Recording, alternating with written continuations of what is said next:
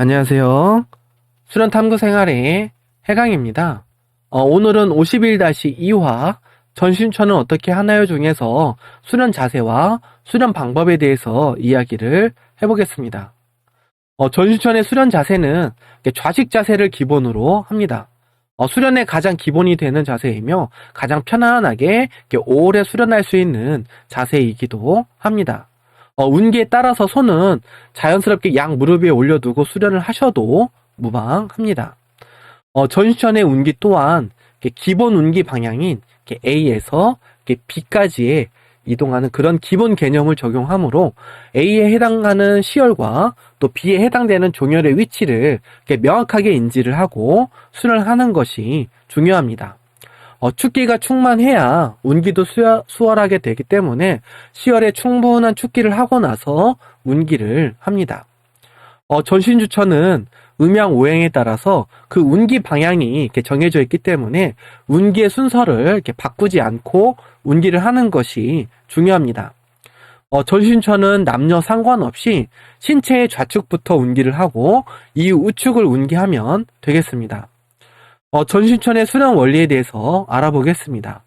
의식을 사용해서 기운을 운용하는 단계이기 때문에 대주천 수련과 유사한 부분이 있습니다. 그래서 운기의 방법은 대주천 때처럼 이렇게 의식을 사용하되 기본적인 의식의 30%는 시열에 둔 상태에서 기의 흐름에 대부분의 의식을 두고 의식이 기운을 앞서지 않도록 주의하면서 운기를 합니다. 일반적으로 기감이 느껴지는 곳 바로 뒤에 진기의 그런 어떤 진기를 의식으로 잡고 운기를 하시면 되겠습니다.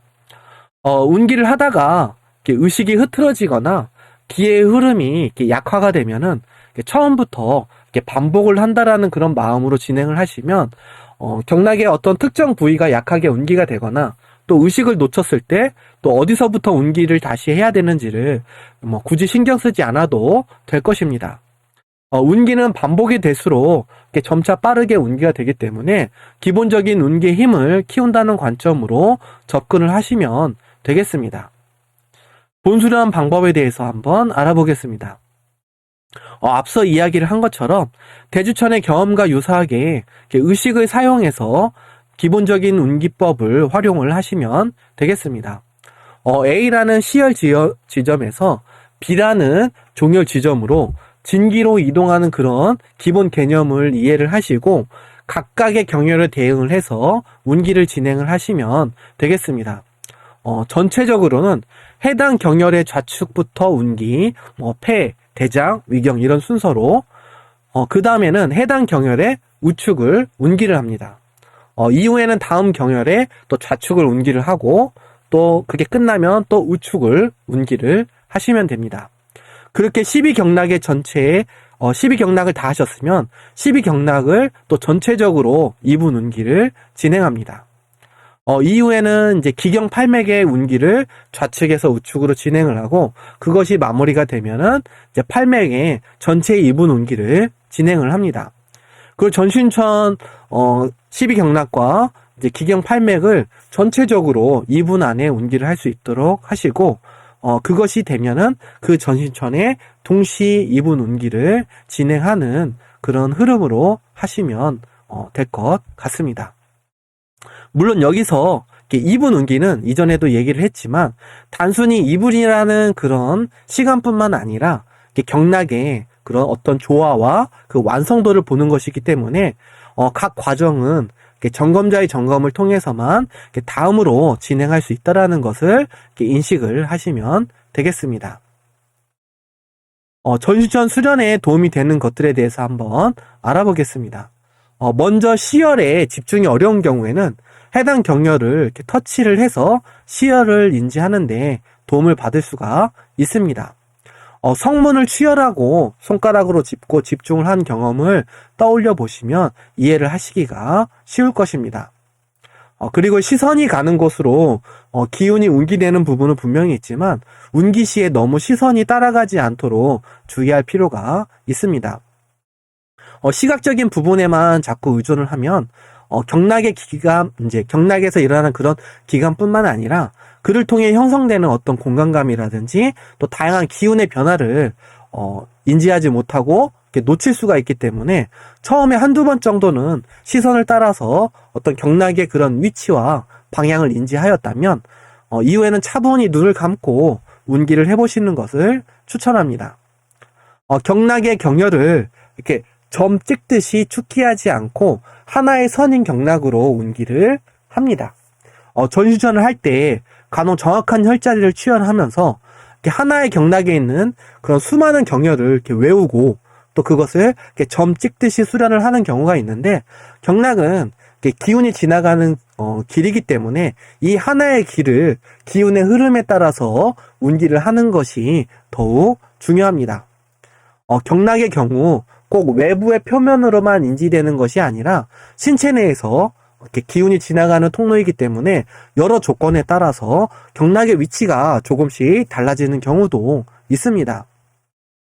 이런 경우에 진기의 흐름에 따라서 경락을 운기하는 것이 수련적인 의미에 좀 더 맞기 때문에 시혈과 종혈을 이렇게 명확히 하되 경락의 위치가 또 너무 벗어나지 않는 선에서 의식에 따라서 기운이 가는 대로 자연스럽게 운기를 하시면 되겠습니다.